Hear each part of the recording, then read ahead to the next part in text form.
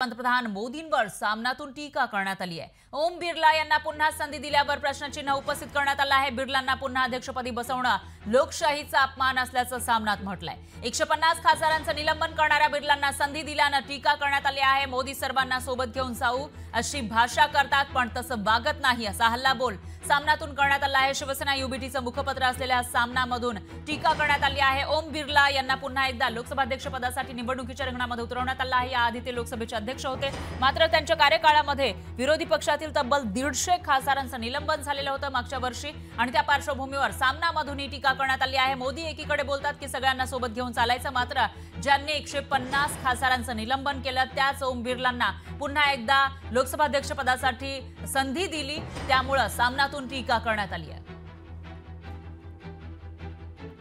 तर सुंभजळाला पीळही गेली जाईल असं म्हणत या ठिकाणी सामनामधून हल्लाबोल करण्यात आला आहे। मोदींवर हा हल्लाबोल करण्यात आला आहे, तर सामनामध्ये ओम बिर्ला यांच्यावरही टीका केली। लोकशाही मराठी ऐका, पहा, जागरूक रहा।